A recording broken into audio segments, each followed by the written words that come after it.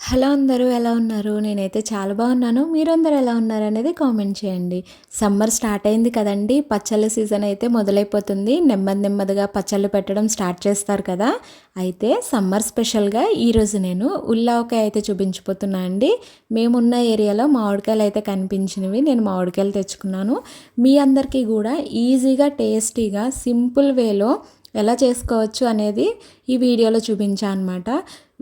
కొలతలతో చూపించానండి. మీరెక్కడ కూడా వీడియోని స్కిప్ చేయకుండా చూసారంటే నేను ఎలా చేశాననేది మీ అందరికీ అర్థమవుతుంది.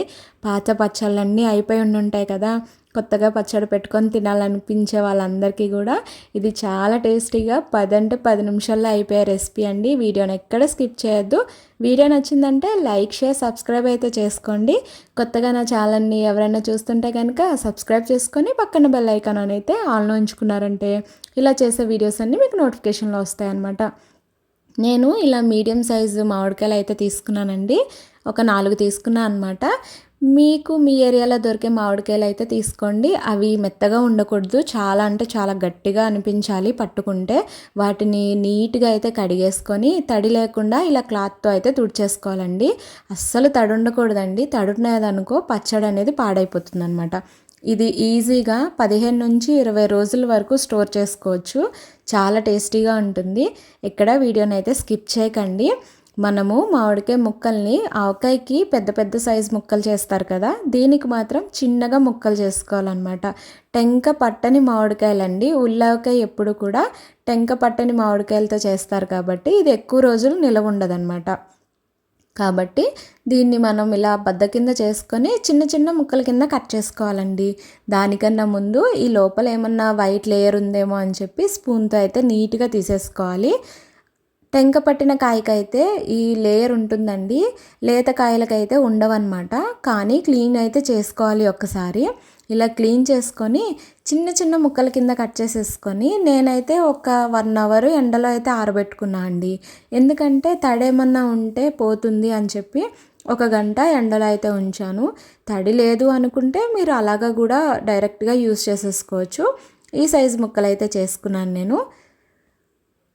ఒక ప్లేట్లోకి తీసేసుకొని మంచిగా అయితే పల్చగా వేసుకొని ఒక గంట అయితే నేను ఎండలో పెట్టేసుకున్నాను అండి. పెట్టుకున్నాక ముక్కలు అయితే ఇలా ఉన్నాయి. కొలతలతో చెప్తున్నా అన్నాను కదా, నేను ఇక్కడ చిన్న గ్లాస్ కొలతతో చెప్తున్నా అండి. నేను కట్ చేసుకున్న ముక్కలన్నీ కూడా 2 గ్లాసుల ముక్కలు అయితే అయినాయి అనమాట. ఈ 2 గ్లాసుల ముక్కలకి ఏమేమి ఎంతెంత వేసుకోవాలనేది చెప్తాను. మీరు ఎక్కడ కూడా స్కిప్ చేయకుండా వీడియోని కంప్లీట్గా అయితే చూడండి. ఇలా 2 గ్లాసుల ముక్కలకి మనము అర గ్లాసు కారం వేసుకోవాలండి. హాఫ్ గ్లాస్ కారం వేసుకొని పావు గ్లాస్ ఏమో ఉప్పు వేసుకోవాలన్నమాట.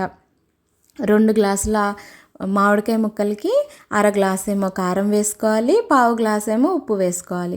కొలతలు సరిగా తెలియకపోయినా పచ్చళ్ళు పాడైపోతూ ఉంటాయండి. కాకపోతే ఇది మనము ఎక్కువ రోజులు నిల్వ ఉంచుకునే పచ్చడి కాదు కాబట్టి కొంచెం అటు ఇటు కొలత అయినా కానీ మనం అడ్జస్ట్ చేసుకోవచ్చు. ప్రతిదీ కూడా తక్కువే వేసుకోండి, ఎక్కువైతే వేసుకోవద్దు. ఎందుకంటే తక్కువ వేసుకుంటే కలుపుకోవచ్చు కానీ ఎక్కువైతే తీసుకోలేమన్నమాట. ఇలా నేను అర గ్లాసు కారం అయితే వేసుకుంటున్నాను. కొన్ని మనం కచ్చాపిచ్చా నలగొట్టుకున్న వెల్లుల్లిపాయలు కూడా యాడ్ చేసుకోవాలి. పచ్చళ్ళలో వెల్లుల్లిపాయల ఫ్లేవర్ చాలా బాగుంటుంది. మీరైతే స్కిప్ చేయొద్దు, ఖచ్చితంగా వేసుకోండి. ఇక్కడ పావు గ్లాస్ ఉప్పు కూడా వేసుకుంటున్నాను అండి. మీరు గుర్తుపెట్టుకోవాలి, ఏ గ్లాస్తో అయితే కొలత తీసుకున్నానో నేను ఆ గ్లాస్తోనే వేస్తున్నాను అనమాట. ఇలా మంచిగా కలిపేసుకున్న తర్వాత వీటికి సంబంధించి మెంతులు వేయించుకోవాలండి. మెంతులు ఒక హాఫ్ స్పూన్ అయితే వేయించుకుంటున్నాను. మంచిగా ఇలా వేయించుకున్న తర్వాత చల్లారి పెట్టుకోవాలి. దాంతోపాటు స్పూనున్నరేమో ఆవాలు అనేది వేయించుకుంటున్నా అండి. ఆవాలు వేయించుకోక్కర్లేదు, ఎండలో పెట్టుకున్నా సరిపోతుంది. కాకపోతే నేనైతే వేయిస్తున్నాను. ఇలా వేయించిన వాటిని పొడి అయితే కొట్టుకోవాలి. ఈలోగా చల్లారేలోపు ఆయిల్ అనేది వేస్తున్నాను. ఇక్కడ నేను గ్లాసున్నర ఆయిల్ అయితే వేసాను అండి. ఆయిల్ కూడా మీరు చూసుకొని యాడ్ చేసుకోండి. గ్లాస్ ఆయిల్ వేసుకున్నప్పుడు మీకు సరిపోయింది అనుకుంటే అలానే ఉంచుకోండి. కానీ నాకైతే గ్లాసున్నర ఆయిల్ కావాలని చెప్పి వేసుకున్నాను. ఎందుకంటే ఎప్పుడైనా సరే పచ్చళ్ళలో ఉప్పు, కారం, నూనె అనేది కరెక్ట్గా ఉంటేనే పాడవకుండా ఉంటాయన్నమాట. ఇంకొక అర గ్లాస్ నూనె కూడా యాడ్ చేసుకుంటున్నాను. మీరు కావాలంటే అర గ్లాస్ నూనె ఎక్స్ట్రా యాడ్ చేసుకోవచ్చు, లేదు అంటే అలా స్కిప్ చేయొచ్చు. దీన్ని ఇలా కలుపుకున్న తర్వాత పసుపు కూడా యాడ్ చేసుకుంటున్నాను. కొంచెం నేను జీలకర్ర కూడా వేసుకున్నానండి. కొద్దిగా ఒక అర స్పూన్ జీలకర్ర వేసాను.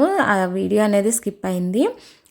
దాంతోపాటు మిక్సీ పట్టుకున్న ఫస్ట్ ఆవపిండి అయితే వేస్తున్నానండి. ఆవాలు వేయించుకుని చల్లారబెట్టుకున్నాను కదా, అదైతే మెత్తగా ఆడుకున్నాను. మెత్తగా ఆడుకున్న పిండి మొత్తం ఇందులో యాడ్ చేసేసి మంచిగా అయితే కలుపుకున్నాను. దాంతోపాటు మెంతి పిండి పొడి కూడా వేసుకొని మంచిగా మిక్సీ అయితే చేసేసాను. అది కూడా యాడ్ చేశానండి. చాలా అంటే చాలా కమ్మటి వాసన వచ్చిందనమాట ఇవి యాడ్ చేసిన వెంటనే. అప్పటికప్పుడు అన్నంలో వేసుకొని తినేయాలి అన్నంత బాగుంది. కానీ ఇది ఖచ్చితంగా ఒక 2 రోజులు అనేది మీరు ఉంచుకున్నారంటే అన్నీ కూడా ముక్కకి పడతాయి అన్నమాట. ఇప్పుడే తినేసారనుకోండి వేటికి వాటికి విడివిడిగా టేస్ట్ తెలుస్తుంది, కానీ కలిపి టేస్ట్ అయితే అంత అనిపించదు. దీన్ని మీరు స్టోర్ చేసుకోవాలి. ఇలా స్టీల్ దాంట్లో కాకుండా ప్లాస్టిక్ దాంట్లో కానివ్వండి, గాజు సీసాల్లో కానివ్వండి, మనం నీళ్లు లేకుండా తడి లేని దాంట్లో మంచిగా వేసేసుకొని దాన్ని స్ప్రెడ్ చేసుకొని మూత పెట్టి ఒక 2 రోజులు అలా వదిలేయాలండి. 2 రోజులు వదిలేసారంటే ఎంతో టేస్టీగా ఉండే ఉల్లావకాయ అయితే రెడీ అయిపోతుందండి. చాలా అంటే చాలా టేస్టీగా ఉంటుంది. తప్పకుండా మీరు అందరూ ట్రై చేసి ఎలా వచ్చిందనేది కామెంట్ అయితే ఇవ్వండి.